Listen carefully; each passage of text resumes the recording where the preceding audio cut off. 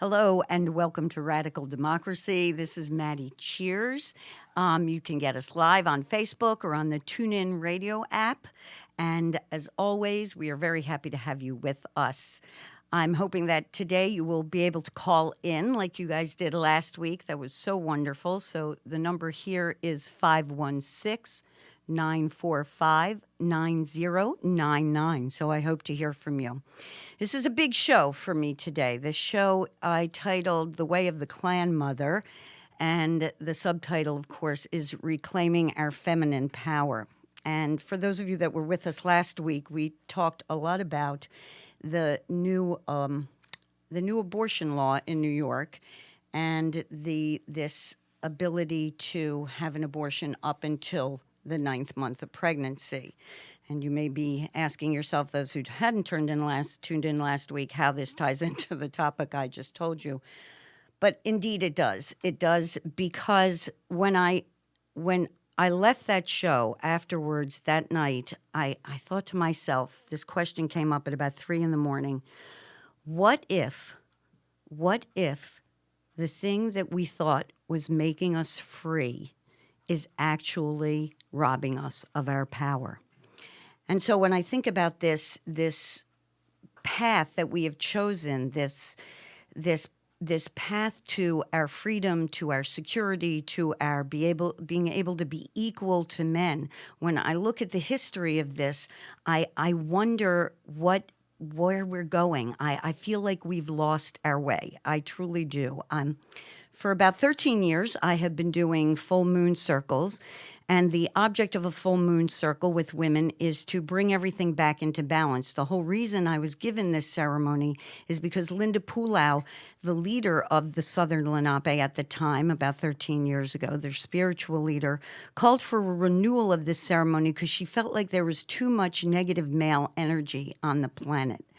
And she felt like it was time to bring things back into balance.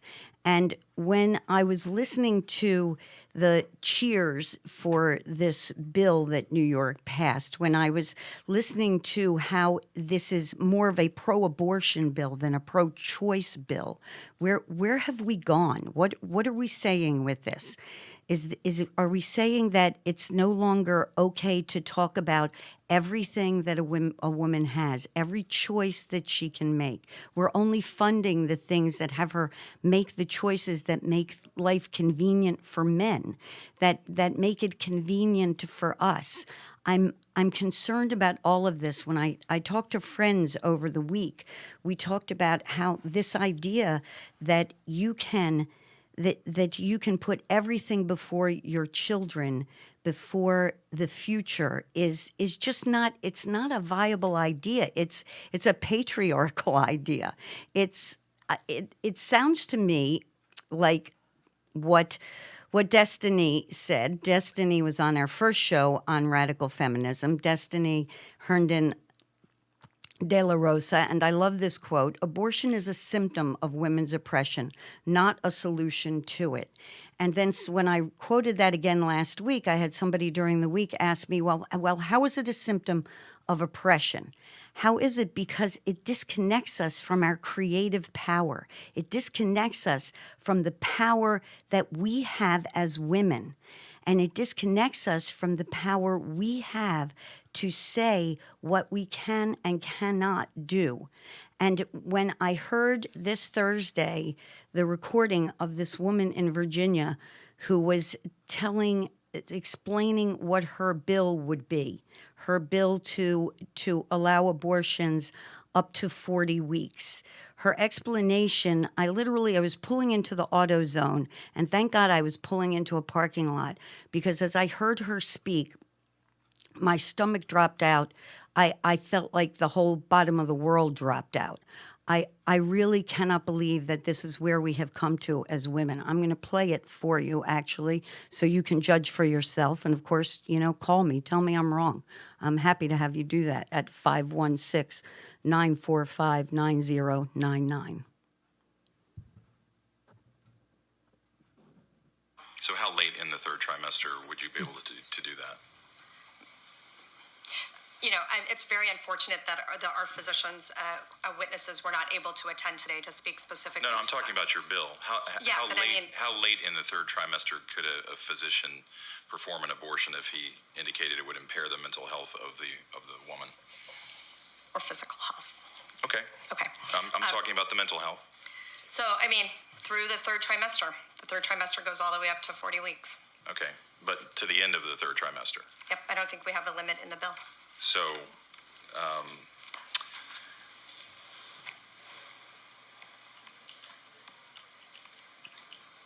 where it's obvious that a woman is about to give birth, she has physical signs that she is about to give a birth, would that still be a point at which she could request an abortion if she was so certified? She's dilating.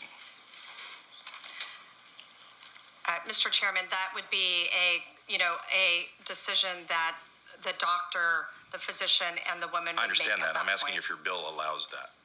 My bill would allow that, yes. I can barely listen to that. What have we convinced ourselves that agreeing to murder is okay? There is not a woman that I know who is pro-choice that called in last week or that I have talked to this week that thinks that that is a good idea. And make no mistake, when I read to you last week, Doe versus Bolton, it does allow for that up until 40 weeks if the woman is having emotional problems or familial problems. There is something very, very wrong here. We are giving up our power. The highest force in the universe is creativity, and we as women are directly connected to that. We are the creators.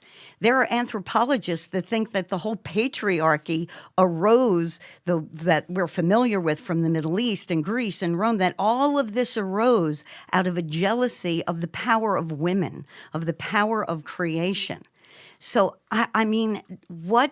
what are we thinking and where are we going? And fortunately for us, there is a direction, there is an answer on how to get back. In our culture, because trust me, abortion is a cultural thing. And this idea of that has been batted around ever since the beginning of the very necessary women's liberation movement is this idea that somehow motherhood and being a wife, especially being a stay-at-home mother and wife, makes you somehow less than unless you also have a job. So that has definitely been out there. And there was even a time, and I was there, during the early days of the women's liberation movement where there's some really crazy things being said, like being a housewife and being a mother was agreeing to slavery, or having any kind of sex was rape. So how do we get children if that's true? So I think that we kind of need to step back. We kind of need to say to ourselves, have we lost our way? Do we need to restart this conversation among women? Do we need to say that we need to sit here and look at other cultures where women were honored? Yes, in the cultures we all come from, we were not honored. We were second-class citizens. And for whatever reason, that's the way it was. But it does not have to continue to be that way. When you look at the Haudenosaunee culture, when you look at a culture that is not devoid of rituals which celebrate a woman becoming a woman when a girl turns into a woman, which celebrate a man becoming a boy becoming a man. When we have these rites of passage that celebrate us as humans, that connect us to the earth, when you look at these nature-based cultures where we're not in a denial of death, where there's beautiful, wonderful rituals to help people grieve, to help them get past the loss of a child, to help them even if they've had to give up a child to save the mother's life or to help the family. I just talked to a friend today who was telling me about a woman who, knowing that she had a placental tear and was risking her life, chose to deliver her child and did die. But there's rituals to get through this, and the amount of rancor that was leveled at her for having made that choice and left her children without a mother. And I feel like if we look at the example of what a clan mother is, what leadership really looks like, what the female leaders of the Haudenosaunee could do, who they were not copying men. They were not saying, oh, let's be like guys. And that's what we've done. We've held as an example of power trying to be like men.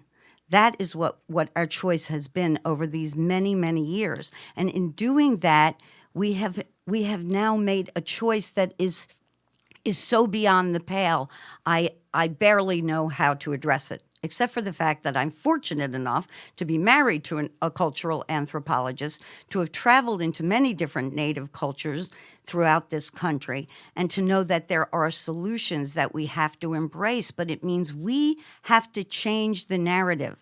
We have to decide that we are in control, that we have this same power that the clan mothers had, that the female leaders were given.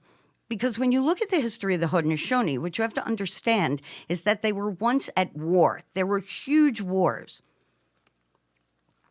And the wars were started because people forgot to be grateful for what they had. They forgot to be grateful for who they were.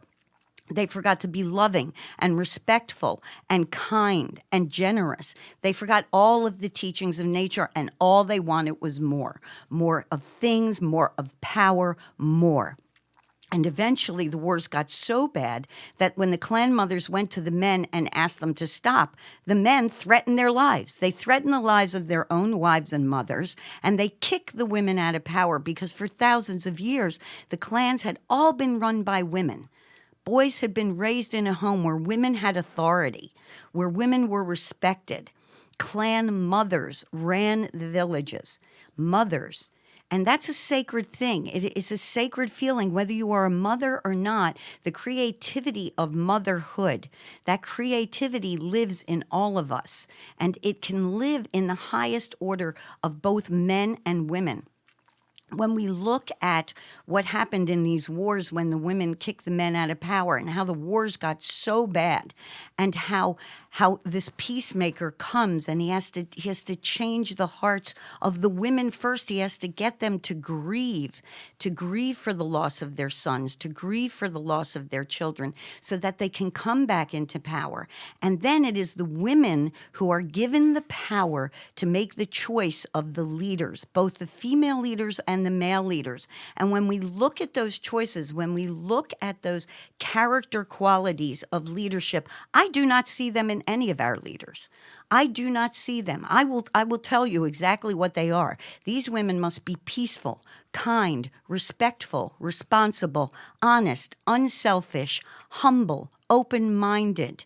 They have to never ask for power. They have to love their family. This is true of both the male and female leaders. They have to listen. So if somebody comes to them with a problem, their door has to be open. They have to be hospitable, give them food, give them drink. Even a child as young as 8 years old can suggest a law that would be good for everybody. And that's what they're looking at. They're looking at making laws that are fair to everyone. They are looking at establishing a government where everyone's voice is heard, and where men and women are equal. This is extremely important. A government where everyone's voice is heard, where all the laws are fair to everyone, and where men and women are equal. How is everyone's voice being heard by these new laws that are being suggested? How is this raising the level of women? How is this advancing us? This idea that we can kill our children in utero, this idea that we can do away with a child because they are Down syndrome, or because we don't like the race they are, or the religion that they're being born into, or the color of their hair, or the color of their eyes, or their gender. We wanted a boy, we're getting a girl. No, how is that feminism? No, we wanted a boy, so we're just going to abort this girl here because we've got a girl. And we can do that. These laws allow that, because that would fall under familial stress. So this is something where this is a sign. This is where we have to step back. This is where we have to honor our creativity, where we have to look to those older cultures. This is not a law that strictly says the woman's life is at risk. No, it does not allow for that, and we have to be honest about that. We have to recognize the value of an individual within that group, not just the group or the herd mentality. What I hear in all of our leaders on both sides of the aisle is my way or the highway. You're either with me or you're against me. And that's not where we should be. What happened to compromise? And actually, on the younger left side, what I hear is people putting down centrists, making fun of them. Where is that peaceful, kind, respectful, and responsible? Where is that in leadership? I don't understand this, that we think it's okay. We tell our children not to be bullies, and yet we look at our leaders, and our leaders are being bullies. That is what they are being. When women during the Haudenosaunee, when women were given power, when everyone was brought back to peace, they were given the power to choose the leaders based on those character qualities, based on who would put their leaders before them, who would put their people before themselves. Those were the character qualities. No decision was to be made without considering the next 7 generations. We are barely considering what's going to happen in the next 3 months, the next bottom line, or maybe the next election.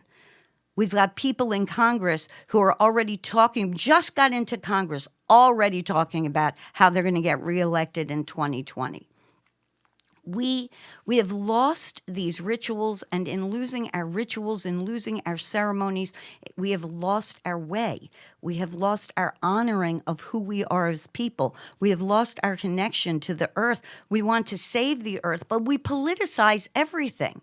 We don't talk about how can we save this? What can we do?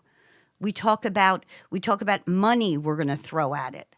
We talk about dividing our country. We are not listening to each other when we're talking about doing away with oil drilling or doing away with things I believe in, things, certainly doing away with cutting down trees in Northern California and the poison that goes into making that pulp. I mean, when we talk about this, though, we have to have some compassion for the people who will lose their jobs. We have to sit there and explain to them what this means. We have to shift our consciousness so that we are talking about our responsibility, not just to ourselves. All of these patriarchal systems that have been in place before this, all of this basically says, well, we're going to worry about ourselves right now, but we're not going to think about the future. And it's not just about things like taxing the rich, which again is going to make us butt heads. It's about a more equitable economics. It's not about making a one-size-fits-all education, and because your guy decided to do that, we don't want to hear any argument against that because it's your guy, my guy. No, he's God. I mean, we really have to stop making our politicians into God and devils. We have to start looking at our politicians as merely humans, many of whom have very bad character, and many of whom are only interested in advancing their own power. So when we're looking at what the ClanMothers would do, at reclaiming our creative power, at reclaiming our connection to each other and the earth, to each other and our children, we have to look at what worked. This great peace worked for 1,000 years, and we have examples. It's so interesting to me that in the Great Law of Peace, we have the example of Jugunsase. Now, Jugunsase is a woman who originally starts out by helping the men who have been hurt in the war. She feeds them, she's a doctor, she helps them. But then after a while, through doing this, she's starting to profit from the war. She's making a lot of money. There's a lot of money coming into her. And it's money in our world. They didn't have money back then, but she's getting a lot of stuff. Her village is becoming very wealthy, and she's liking that. That's pretty good. And then the peacemaker comes along and points out to her, this is nice. This is nice for your children. This is nice for your people. But what about everybody's children? What about the children out there that are suffering? And what about eventually, if we don't look at those children who are suffering, won't that all come back on us? And so she changes. This is a wonderful theme in the Great Law of Peace. We can change and we can come back. We can pull back from the brink, because I truly believe we are at the brink, that we as women have lost our sisterhood. We have, as I've said before, I do like what Morgan says, Morgan Jamie Dunbar, when she says we have this pseudo sisterhood. We have this idea that we all have to agree with each other. And that agreement, a lot of that agreement centers around, are you pro-choice or are you pro-life? And I would say right now we've got kind of pro-choice and pro-abortion. And I'm not sure how this makes us any healthier. I don't see how this is going to make us better as women. We are losing the authority of creation. Creation, to be connected to that creative ability, the creativity of the universe, that force, that power that exists in the universe that created everything that is here, whether you think of it as God, whether you think of it as motion, whether you think of it as the great mystery, however you think about this, whatever this means to you, this creativity has to be honored, and it is where we as women are truly connected. This is our true power. These rituals that we have let go of, that have been stripped from us, we have to reclaim. We have to bring back. We can't rely on the men to bring this back for us. And we have to honor those men who are bringing it back. There are such beautiful, wonderful rituals from the old days, things that helped us honor life on earth, things that helped us honor each other, things that helped us sit and listen to each other.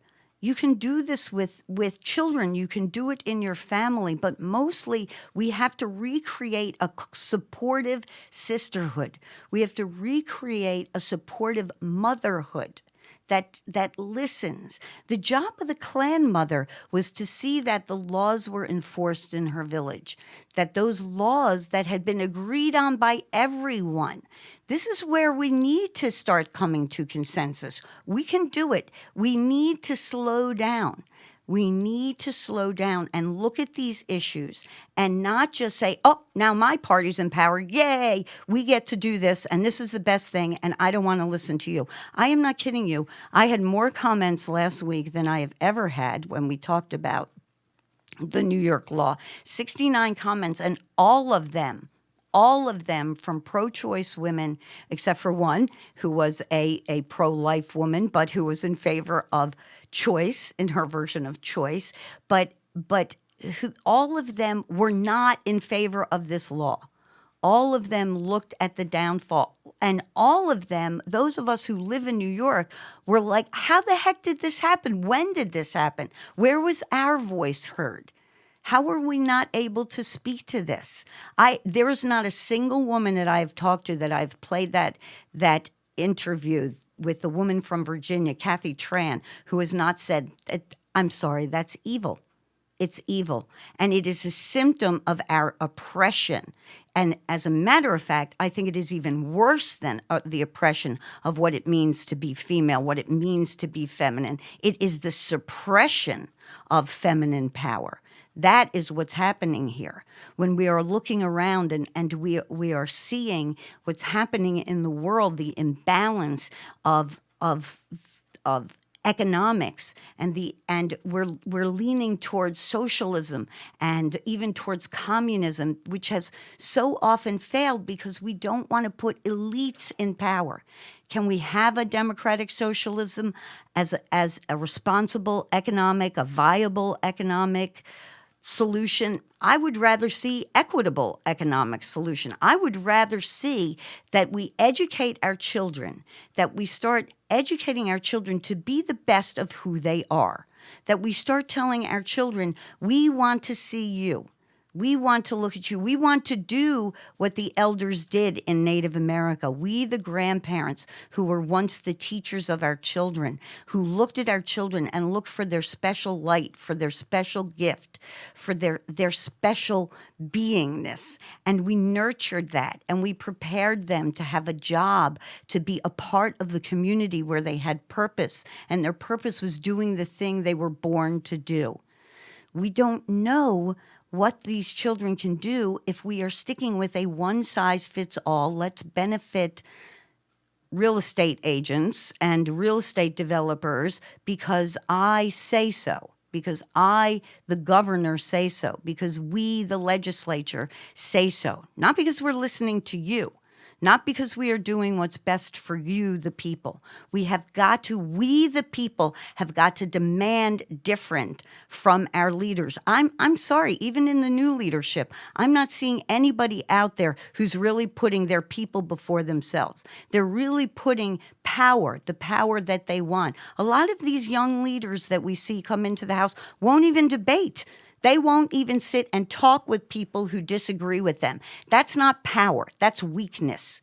You have to be able to stand your ground, to listen to somebody else standing their ground, and then you have to honor them. And as long as you are respecting each other, they are honoring you, you are honoring them. You can come to some kind of an agreement, but it's not going to be one side gets everything they want and the other side gets nothing. That cannot happen. That's precisely why Thomas Jefferson called democracy gang rule, because 51% of the people get what they want and the other 49% of the people are upset. So we need to start looking at how can we make real changes in our government, real changes like pulling money out of the government completely. I'm not even talking about dark money or all this. That's going to fail in the Supreme Court anyway. I'm talking about no money. I'm talking about a constitutional amendment. I'm talking about changing the way we look at education so that it fits the kind of future our children will have, so that it is compassionate, it is loving, it is caring. I'm talking about creating a community around all women, no matter what their choice is, a community, a sisterhood that supports women who are making choices we're not in favor of. So we have to talk to each other. We can't look at this suppression of our intuitive knowing, of our creativity. That's what women are. Everybody always talks about, women's intuition is an old statement. That's an old thing. We've talked about women's intuition forever. It exists. Turns out it exists. That we actually do have this deep sense of knowing, that all people have that. I read a great book called Original Wisdom. Stories from an ancient way of knowing. We can know with our whole body. We can know with different parts of our body. We have what's called gut knowledge. We have heart knowledge. We have mind knowledge. Not everything happens in the brain. Not all knowledge is in the mind. We have to connect all of these things. And these things represent who we are as women and who we are in connection to men. When I think about those qualities of leadership for both men and women, I also think that this is a definition of our highest selves, our highest ways of being in the world as both men and women. This peaceful, kind, respectful, responsible, honest, unselfish, humble, open-minded, never asks for power, puts others before themselves. When we look at that as our leadership in both men and women, doesn't it make sense that whatever laws they make will bring us together, not tear us apart? And that whatever laws they make will not fly in the face of things we know to be true, of things that are against life. And there's a difference between saying that we are for all life and not understanding how, when we say that we are for all life, that probably means we have to consider a life that is not yet born. If we are doing our highest good for all life here on earth, if that is our goal is world peace. That is where we as women have really gotten off track. We are distracted. We have made abortion the number one issue in women's fight for freedom, in women's fight for equality. Access to abortion has become our number one issue. This is what we're talking about. This is what we're focused on. This is what we are allowing to tear us apart. We have forgotten to focus on things like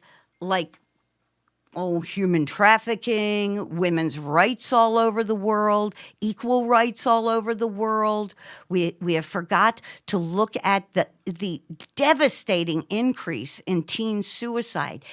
We've completely abandoned anything about domestic violence, it seems to me, because even though we know that the sentencing structure in domestic violence for men and women is so far different, so far out of balance, nobody is really looking at that.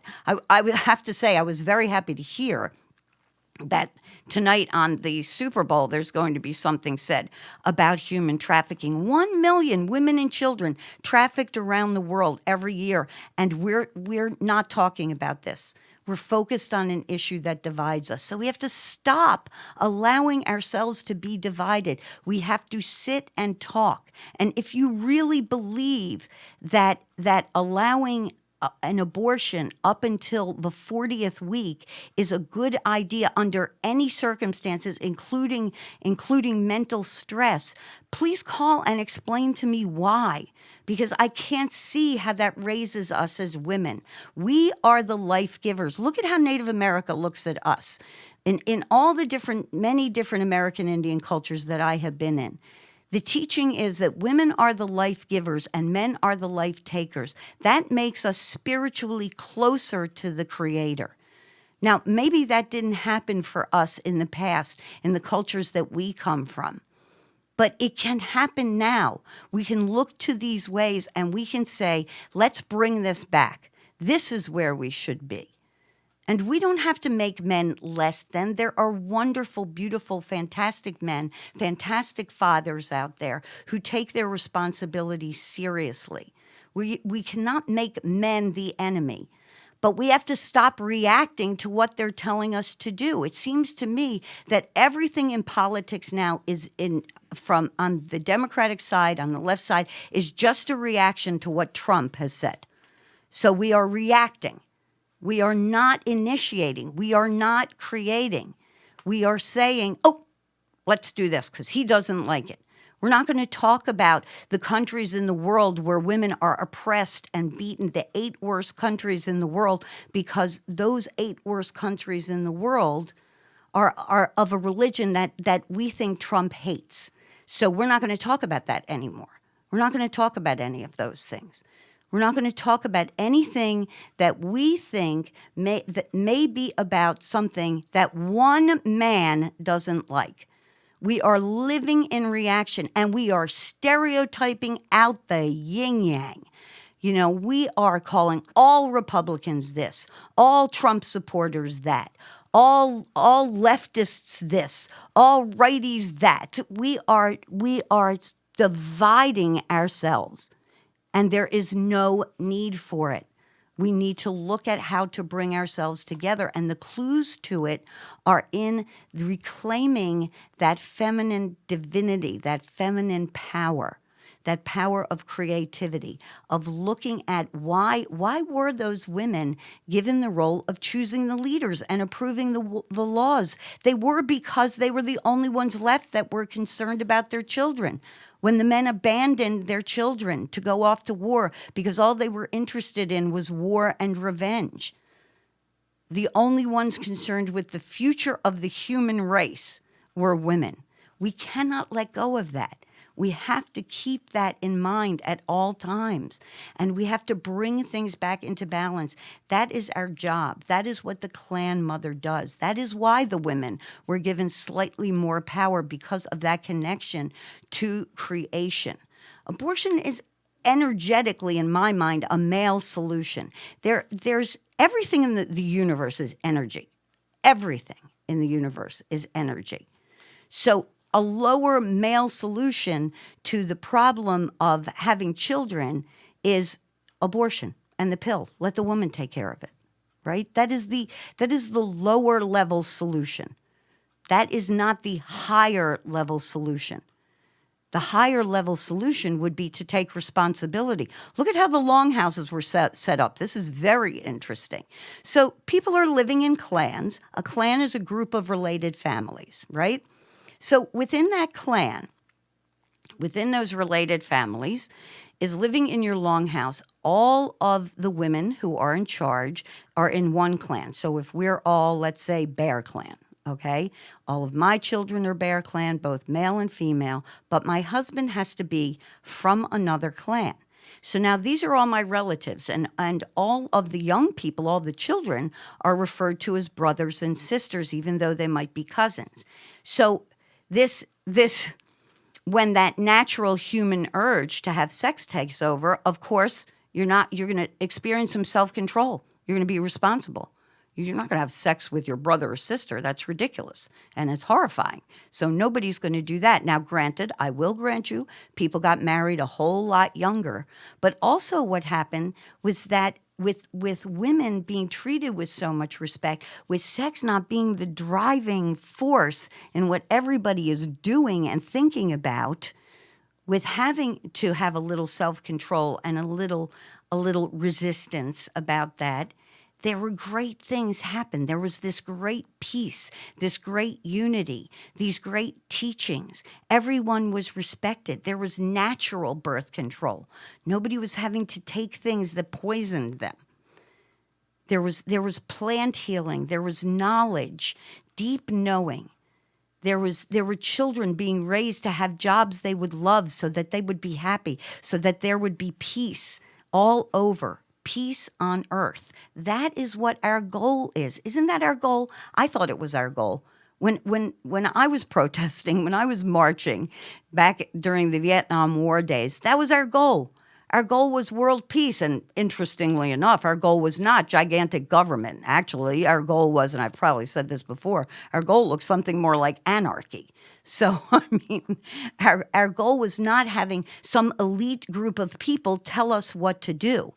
Our goal was having an enlightened sense of self. And if we were going to have a group of people that we chose to help us get to that better place, they would be enlightened people. If we were going to bring to the world to peace, we were not going to choose leaders that looked at women as less than.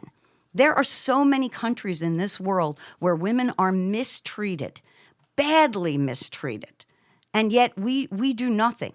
We sit back silently and say nothing about what is going on there because a religion dominates that culture. We don't want to talk about that religion that teaches that women are half as valuable as men. We don't want to talk about that.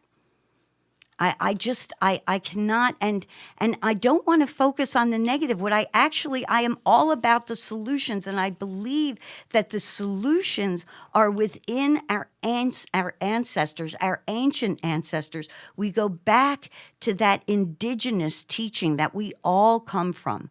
We go back to making choices that support life, to making choices where if we are going to create a situation where a woman can feel like she can bring her baby into the world and either keep it for herself or put it up for adoption, we support that choice. We can't just say your only choice is to have an abortion. We can't say that. There has to be an equal amount of money going into making your choice to put this child up for adoption. Make a choice to keep the child. There has to be counseling for that. There has to be balance in that. It cannot be about this obsession with giving away our feminine power. That is what it is. It is we honor stay-at-home dads, but we do not honor stay-at-home moms. Isn't that interesting? I find that incredibly interesting. I always see articles about, this dad is staying home so mom can go out and have a job. Yay, great. I mean, I'm glad mom gets to live her dream, and it's wonderful that we can reverse roles like that. But why have we stopped honoring the moms that want to stay at home and raise their own kids while the dads go out at work? That's not patriarchy. That's balance. That's loving. They want to create a loving environment and raise wonderful children because that's what they're good at. That's what they feel. That's who they are. And that should be honored. We have lost the 3 original instructions, which I will go through again. That sense of gratitude, that sense of respect and kindness, that sense of living in clans, living in a loving community, honoring each other, listening to each other. We need what Destiny calls a consistent life ethic. I love that. A consistent life ethic, which means that, yes, we are going to be pro-life and we are going to support that life once it is born. And if we tell a mother, a young single mother, that we're going to support you in your decision to have this child, and we have a community there to support her, then we won't need to worry about abortions. We won't need to worry about the pill. Why do we? I think I said this last week too. I mean, why is it make us better women to sleep around, to have multiple partners? Why? How does that make us better? How does that raise us up? Can we step back for a minute? And let me tell you something. When you get to my age, you stop thinking about how many partners you're having or if you're even having sex at all. There is this thing that we have. And then, of course, we have like the Viagra commercials. So now men, because we're telling men, oh, if you can't have sex, there must be something wrong with you. Why is everything in this country based on who can and who cannot have sex and how much of it can we have? I think there are bigger issues. I think there are more important things to be focusing on. You know, this is something that anybody can do. And so what? Yay, we get older, we get into the wisdom keeper phase. We have to have wisdom. We need to hear all voices and we need to be fair. That's wisdom. And we need to stop name calling. Oh my gosh. The amount of name calling, the amount of hate that's being spewed from both sides is just, it's incredibly wrong. It's incredibly unhelpful to creating peace on earth, to pit one against the other. That is not going to bring us to a state of peace.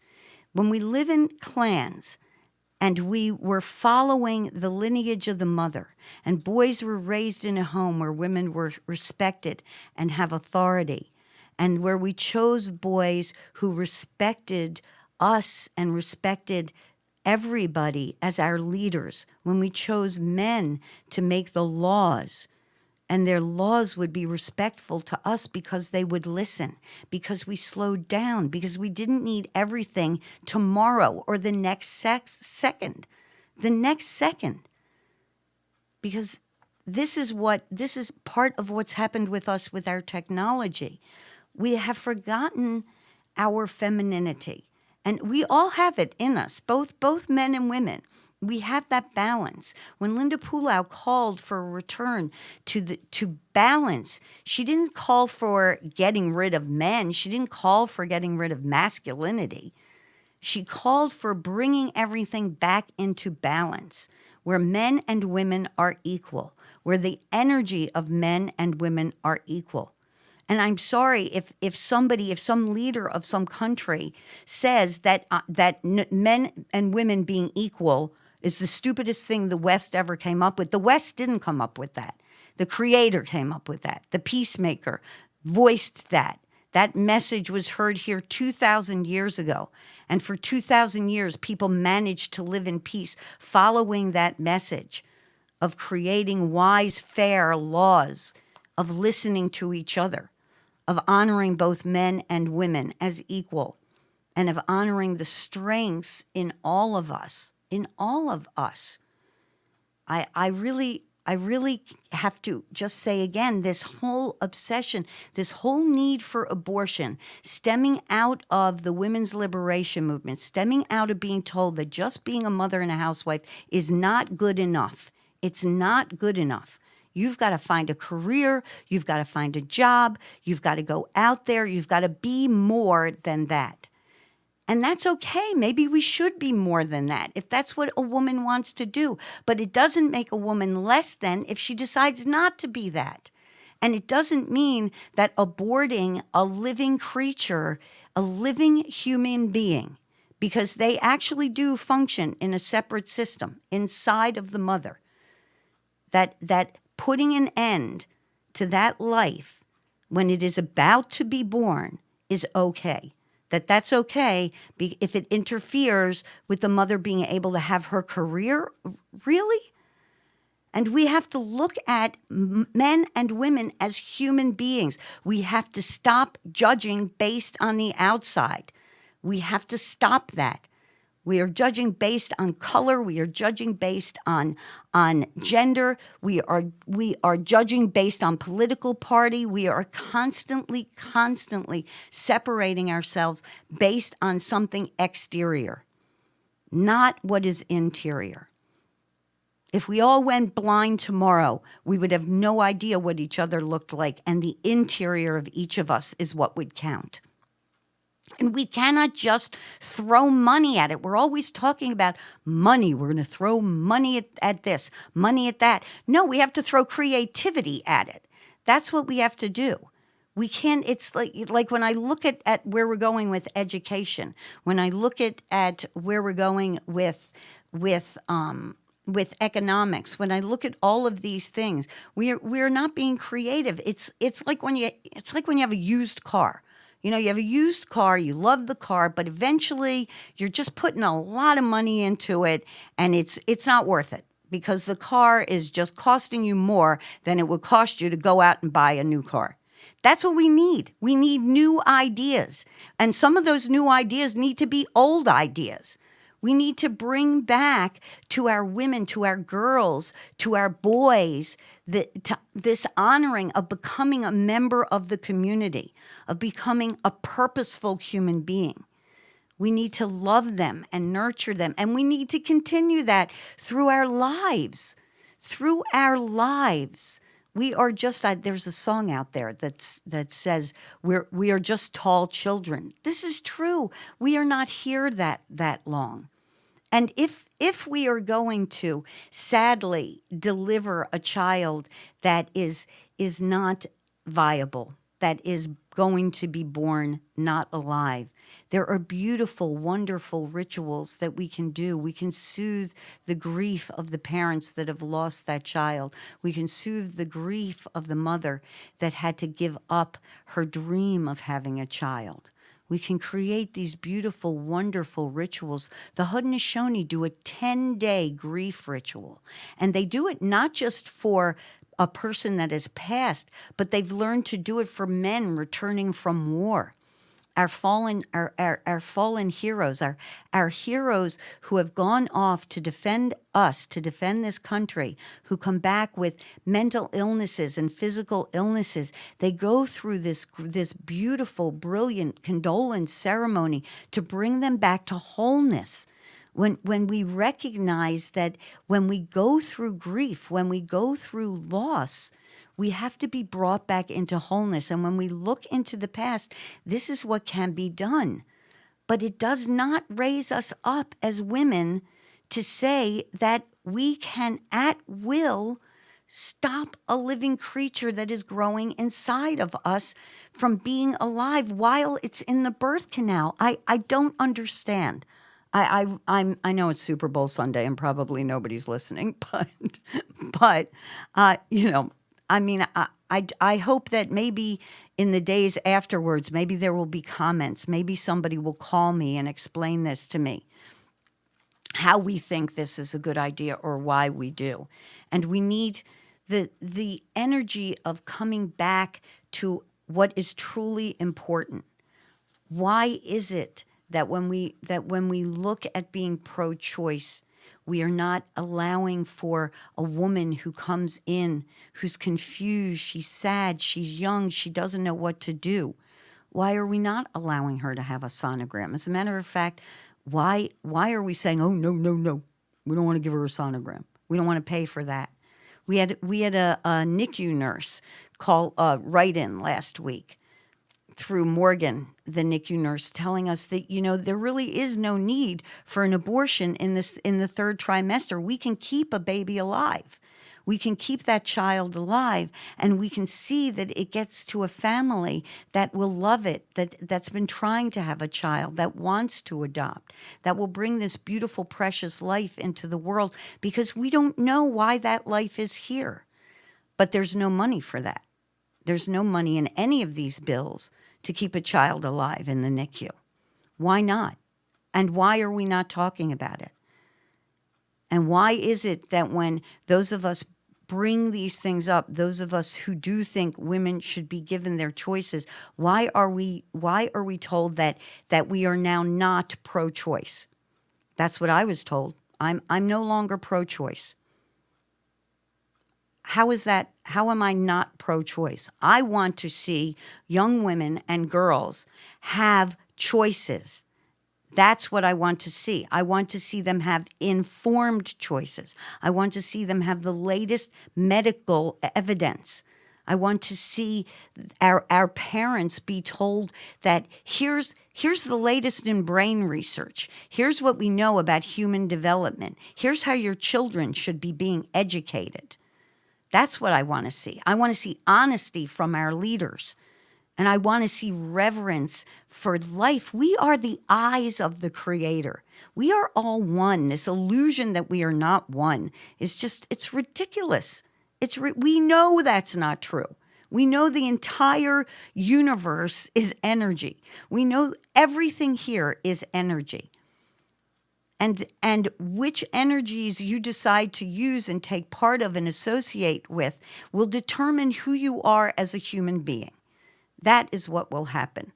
And there's certain things in science we need to let people know.